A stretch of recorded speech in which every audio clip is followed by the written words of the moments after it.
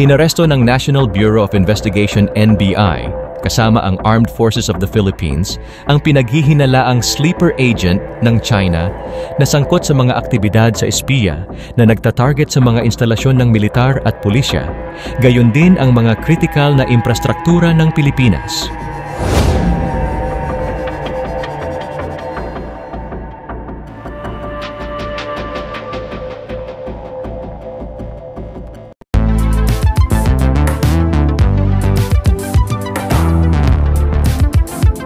Huwag kalimutang i-like at i-share ang video na ito at mag-subscribe ka na din sa aking channel para updated ka sa mga bagong videos.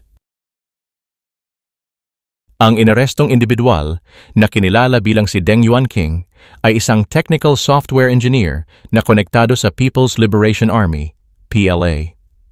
Sinabi ni NBI Director Jaime Santiago na nag-aral si Deng sa PLA-controlled University of Science and Technology sa Nanjing, Jiangsu, China. Dalubhasa si Deng sa Control Engineering at Automation System. Naaresto rin kasama ni Deng ang kanyang mga kasamahan na sina Ronel Jojo Balundo Besa at Jason Amado Fernandez. Naaresto ang mga suspek noong Biyernes sa Makati.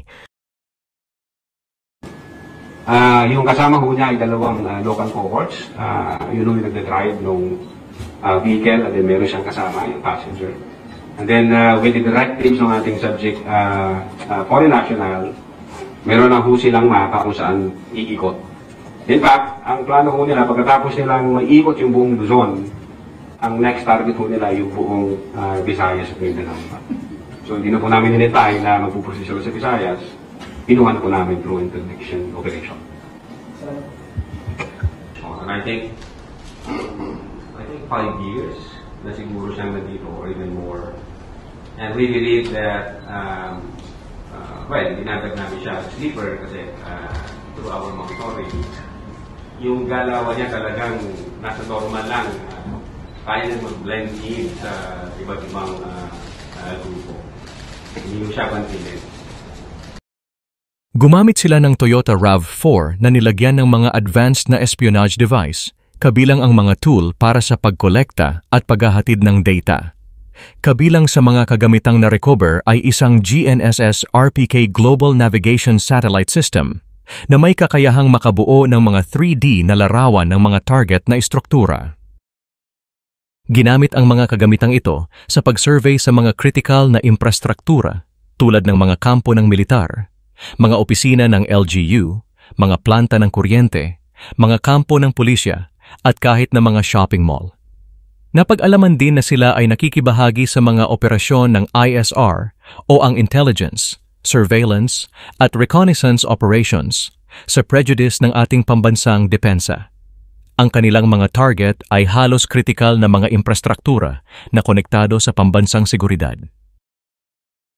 Ang mga suspek ay madalas ding pumunta sa mga site ng Enhanced Defense Cooperation Agreement, EDCA.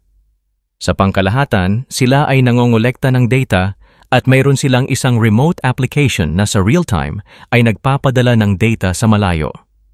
Ang application na ito ay may gumagamit na nakabase sa labas ng bansa at kinokolekta ang data ng Chinese spy. Sinabi ni AFP Chief of Staff Romeo Bronner Jr. na ang impormasyong nakolekta mula sa mga suspect ay napakadelikado kung ito ay mahulog sa mga kamay ng militar ng ibang bansa. Samantala, sinabi ni Lotok, nang suriin nila ang mga mobile phone ng mga suspect, nakita nila ang mga deposit slip na 1.5 million kada linggo. Ang tatlo ay nahaharap sa mga reklamong espionage sa ilalim ng Section 1A at 2A ng Commonwealth Act No. 616 in relation to Republic Act 10175, the Cybercrime Prevention Act of 2012. Ang pag-aresto ay sa gitna ng lumalaking suspicious activities ng China, kabilang ang paglalayag ng Coast Guard at fishing militia nito sa Exclusive Economic Zone ng Pilipinas. Malinaw na nagsasagawa na ang China ng Gray Zone War laban sa atin at sa ating mga kaalyado. Dapat gantihan din ng Pilipinas at ng mga kaalyado nito ang mga pagkilos na ito sa mga katulad na aksyon. Sa mga planong makakuha ng mga mid-range capability na surface-to-surface missiles na maaaring tumama sa mainland China, Dapat ding simulan ng Pilipinas ang pagmamapa ng mga potensyal na target, kabilang ang mga target ng interes ng China sa kanilang mga probinsya sa Katimugang Baybayin.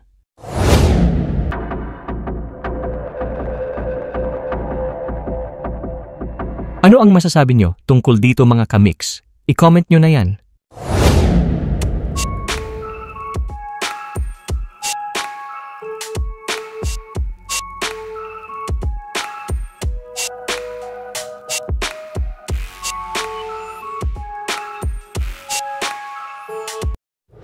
Salamat sa panunood mga kamix. Ako ay mag-iiwan sa inyo ng katagang alamin natin ngayon, wag nang ipagpabukas. Kung ayaw mong batukan kita, biro lamang. Ingat mga kamix, sa susunod na video na ulit.